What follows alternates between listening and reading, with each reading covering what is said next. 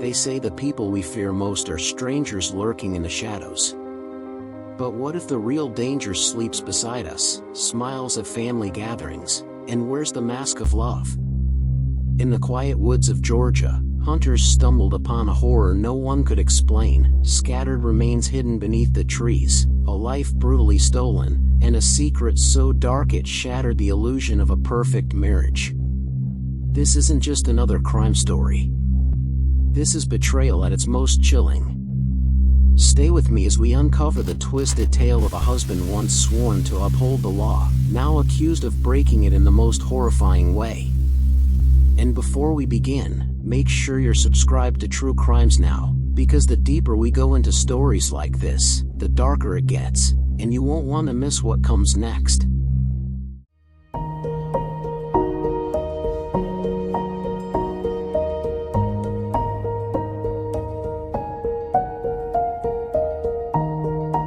It was a cold December morning in the small town of Riceboro, Georgia. A group of hunters set out into the thick woods of the Portal Hunting Club, expecting nothing more than the quiet patience of a long hunt. The forest was still, the kind of silence that feels heavy, broken only by the crunch of leaves beneath their boots. But as they pushed deeper into the brush, something unusual caught their eye. At first, it looked like a heap of clothing tangled in the undergrowth: a dark long-sleeve shirt, a camisole, light gray shorts. The hunters thought it might have been left behind by someone passing through. But as they got closer, they realized the truth was far more disturbing. Mixed in with the clothing were human remains. Panic rippled through the group. They backed away, immediately calling authorities. Whatever they had stumbled upon was no accident. Someone had been left out there, discarded like trash in the middle of the woods. When law enforcement arrived, they quickly confirmed the hunters' fears. The remains belonged to a woman. But there was something even more unsettling: the body wasn't whole. It was clear from the very beginning that this wasn't just a death. It was a brutal crime, one meant to hide what had really happened. Investigators from the Georgia Bureau of Investigation soon swarmed the property, combing through acres of land. What they uncovered painted a grim picture. More human remains were scattered across the Portal Hunting Club property, some even miles apart, spread between Liberty County and neighboring McIntosh County. Whoever had done this hadn't just killed. They had tried to erase a person completely. But no matter how hard someone tries to destroy the truth, fragments always remain. And those fragments began to tell a story. The first clue was the clothing. Detectives carefully collected what was found near the remains: a dark blue long-sleeve Merona shirt, a camisole top, light gray boy shorts, and a pair of white Amazon Essentials underwear. Ordinary items, the kind you'd expect to find in any home. But here, in the dirt, they became evidence, haunting reminders of the life this woman once lived. Forensic experts determined that the remains had been placed in the woods around November 27th, just days after Thanksgiving. They had likely been there for a week or two before the hunters stumbled across them. Whoever she was, she had been missing long enough for her absence to go unnoticed, and for her killer to think he had gotten away with it. But at this point, investigators faced one of the biggest challenges in a homicide case: they didn't even know who their victim was. For months, the case sat in uncertainty. Investigators could only say they had found the partial remains of a white female. No missing person reports matched what they had, and the brutal condition of the body left them with little to work from. In those early days, the identity of the victim was a ghost. And without a name, finding her killer was nearly impossible. But science has a way of speaking for the dead. Months later, through advanced DNA testing and genetic genealogy, investigators finally got the answer they had been waiting for. The remains belonged to 40-year-old Mindi Mebane Kassotis of Savannah, Georgia. The revelation was chilling. Mindi hadn't been a stranger living on the margins of society. She was a wife, a writer, a businesswoman. She had friends, dreams, and a home not far from where her body was eventually found. Her sudden disappearance, and the horrifying way she was discarded, left investigators certain of one thing: whoever killed her knew her personally. The spotlight turned to the one man closest to her. Her husband, Nicholas James Kassotis, was a 40-year-old former Navy judge advocate, a man who had once served in the military's legal corps. To the outside world, Nicholas was educated, disciplined, and professional. But behind closed doors, something darker appeared to be brewing. Authorities began piecing together the days leading up to Mindi's disappearance. They mapped out her final movements, the last communications with friends, and the timeline of when her remains were left in the woods. Slowly, the thread started to tighten around Nicholas. And when the Georgia Bureau of Investigation made its move, it was swift. On May 12, 2023, just one day after Mindi's remains were publicly identified, Nicholas was arrested in Pennsylvania, hundreds of miles away from where his wife's body had been found. The charges against him were damning: malice murder, felony murder, aggravated assault, tampering with evidence, and even the gruesome charge of removing body parts from the scene of a death. To investigators, it was clear. Mindi hadn't died in some tragic accident. She had been murdered and mutilated by the man who vowed to protect her. But even with Nicholas in custody, the story was far from over. The gruesome discovery in the woods was just the beginning. Behind the marriage of Nicholas and Mindi lay secrets, conflicts, and a darkness that no one around them fully understood. And as the case moved forward, chilling details would emerge about what really happened in their Savannah home, and why her remains ended up scattered across the Pearl Hunting Club. When news broke that the woman in the woods was Mindi Kassotis, shock spread through Savannah. Friends couldn't reconcile the woman they knew with the brutal way she had been discarded. To them, Mindi was gentle, creative, and endlessly curious. She had studied international affairs, run a small business, and loved to write. Her online posts reflected a woman who saw the world through words and ideas, not someone whose life should have ended in the shadows of a hunting club. But as investigators dug deeper, they realized that Mindi's private life was far more complicated than anyone on the outside suspected. At the center of it all was her husband, Nicholas. Nicholas Kassotis wasn't just an ordinary man. His career as a Navy judge advocate had given him years of experience in law, procedure, and military discipline. He had been trained to think strategically, to navigate the courtroom, and to understand the finer points of evidence. On paper, he was intelligent and accomplished. But those same skills also made him dangerous. He knew how investigations worked. He knew what prosecutors looked for. And if he was guilty, he knew how to cover his tracks. The marriage between Nicholas and Mindi was difficult to trace from the outside. To some, they seemed like a normal couple living in Savannah. But others described tension, a quiet distance that grew over the years. Investigators discovered that Mindi's movements in the days before her disappearance were erratic. Communication with friends had suddenly stopped. And behind closed doors, Nicholas was spinning a story. When questioned, Nicholas painted himself as a man living in fear. He claimed that he and Mindi had been on the run from someone, a mysterious figure named Jim McIntyre.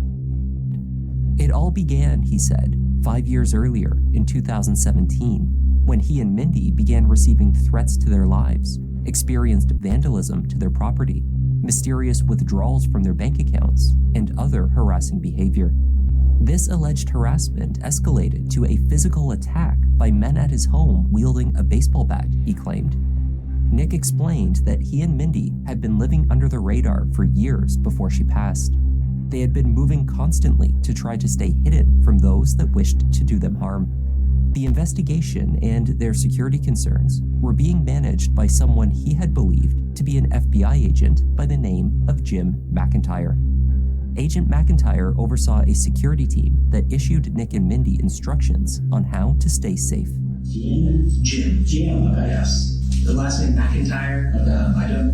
I quite honestly, I feel like he's lied to me so much that I. Have you ever met him in person? I have met him in person. Yes. Where'd you meet? I've met him multiple times. He showed up at places where we were, told us that he thought it was time for us to move, to find a better place. What sort of lies? He was asking you why on his behalf. What do you mean by? Sometimes it was a matter of like telling us telling us stuff that I have, reason to doubt, like, that my parents were not actually my parents. Sometimes it was. So he told you that your parents weren't your parents? Yes. Okay. And how did he get that? What was his source of the information? He had me take a DNA test and told me that the result, that he had gotten a sample from them. He would put me on the phone with people he said were, investigators that I questioned whether they were. For years before Nick grew suspicious of Jim McIntyre, the Navy vet had believed what Jim apparently told him. This included one central lie, that Nick's father, Wayne Kassotis, was not his biological father and was in fact the person behind the threats, harassment, as well as the physical attack with the baseball bat that Nick had allegedly suffered. Nick's belief that his life was in danger was integral to understanding the steps he took around the time of Mindy's death. According to Nicholas, this man had been stalking them, threatening their safety, forcing them to move from place to place. He insisted that Mindy's death wasn't his doing, but the result of a shadowy threat closing in on them. But the story didn't hold up. There were no records of a Jim McIntyre. No evidence of threats. No witnesses who could back up Nicholas's tale of being pursued. To investigators, it sounded less like the truth and more like a desperate attempt to deflect suspicion. As the investigation continued, more damning details surfaced. Forensic testing revealed the extent of Mindy's injuries and the disturbing lengths someone had gone to in order to conceal her death. Her body had been dismembered, her remains scattered across miles of wilderness. It wasn't the act of a panicked husband. It was the work of someone calculated, someone determined to erase evidence. Detectives turned their attention to Nicholas's movements in the days after Mindy was last seen. They tracked his car. They analyzed cell phone data. They studied surveillance footage. Bit by bit, the pieces came together. The evidence pointed not to a stranger, but to the man who shared Mindy's home. By May 2023, Nicholas was facing a mountain of charges: malice murder, felony murder, aggravated assault, tampering with evidence, and abuse of a corpse. Each charge told part of the story. Malice murder meant intent. Prosecutors believed Nicholas hadn't acted in rage, but with premeditation. Felony murder meant that during the commission of another crime, Mindy had been killed. Tampering with evidence and dismemberment painted the chilling aftermath. But perhaps the most haunting detail was how long Mindy's remains had lain undiscovered. For nearly 2 weeks, she was missing from her life, and Nicholas never raised the alarm. He never called police to report her disappearance. He never asked for help. To investigators, that silence was as loud as a confession. As word spread about the arrest, people who had once known Nicholas were stunned. A Navy lawyer, someone who had stood in uniform as an officer, was now accused of one of the most gruesome murders Georgia had seen in years. In court documents, his alternate identity even surfaced: Nicholas Killian James Stark. To prosecutors, it hinted at a man with more than one side, a carefully constructed facade hiding something far darker. But if Nicholas thought his training in law would save him, he was wrong. The evidence kept piling up, and soon the courtroom became the stage for a chilling showdown between fact and fiction. Prosecutors painted a picture of a troubled marriage turned deadly, of a husband who killed his wife, dismembered her, and scattered her remains in the woods to buy himself time. The defense, however, clung to the story of Jim McIntyre, insisting that Nicholas and Mindy had lived in fear, that some unknown figure had orchestrated the nightmare. Jurors listened closely. They saw the photos of the crime scene. They heard about the clothing left in the woods, the forensic reports, the timeline of Nicholas's movements. The longer the trial went on, the harder it became to believe his story. But there was still one question that haunted everyone in the courtroom: why? Why would a man with a promising career, a man who had sworn to uphold the law, turn on the woman who shared his home? What had broken in their marriage that led to such a brutal, calculated end? The answer wasn't clear, at least not yet. Because while the evidence painted Nicholas as a killer, the motive remained shrouded in shadows.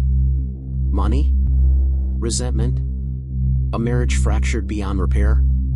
Or something deeper, something darker that only he truly knew? And as the trial inched forward, it became clear that the truth about Mindi's final days would be far more disturbing than anyone had imagined. The courtroom in Liberty County was heavy with tension. Every seat was filled, every eye fixed on the man at the defense table, Nicholas James Kassotis. Once a Navy judge advocate, a man trained to uphold the law, now accused of one of the most chilling crimes in Georgia's recent history. Prosecutors wasted no time. From the opening statements, they painted a picture of a cold, calculated killer who had murdered his wife, dismembered her body, and scattered her remains across miles of hunting land. They didn't shy away from the brutality. They wanted the jury to feel the weight of what had been done to Mindi. But the defense countered with their strange, almost theatrical narrative. They claimed Nicholas and Mindi had lived in constant fear, hunted by a man named Jim McIntyre. According to them, Nicholas was a desperate husband, forced into impossible circumstances, his life shadowed by threats. The jury listened, but the story strained credibility. There were no police reports of harassment. No evidence of stalking. No neighbors who had ever seen this so-called McIntyre. To the prosecution, it was little more than a smokescreen, a desperate attempt to redirect blame. Then came the forensic testimony. Investigators described the painstaking work of combing through the Portal Hunting Club. They explained how they found Mindi's remains in multiple locations, some separated by miles. They showed photographs of the clothing recovered, the Marona long-sleeve shirt, the camisole, the boy shorts, the white underwear. Each item cataloged, bagged, and preserved. The medical examiner testified to the grim reality: Mindi had not simply died. She had been dismembered with precision. This wasn't panic. This wasn't an accident. It was deliberate, methodical, and meant to conceal. Forensic experts also presented cell phone data. The pings placed Nicholas in the vicinity of the woods around the time investigators believed Mindi's remains were left there. It wasn't conclusive on its own, but when combined with everything else, his silence about her disappearance, his failure to report her missing, the bizarre story about a stalker, it drew a devastating picture. The prosecution argued that Nicholas's military training made him especially dangerous. He wasn't an ordinary man lashing out. He was someone who understood procedure, who knew how investigations worked, and who believed he could outsmart the system. That arrogance, they claimed, was why Mindi ended up in pieces across 2 counties. Witnesses took the stand, friends, neighbors, acquaintances. They spoke of Mindi's kindness, her creativity, her independence. And then, with quieter voices, they spoke of concerns. Of the distance between her and Nicholas. Of the unease that seemed to hang over their marriage. One witness recalled how Mindi had grown quieter in the months leading up to her death, pulling away from friends, her once bright spirit dimming. Another spoke about Nicholas himself, how controlling he could seem, how quick his temper was when things didn't go his way. Piece by piece, the prosecution wove a tapestry of motive. Maybe it was resentment. Maybe it was control. Maybe it was rage built over years of a fractured marriage. The exact trigger was unclear, but what was clear was the result. Mindi was dead, and Nicholas was the only one who stood to gain from her silence. The defense fought back, clinging to their theory.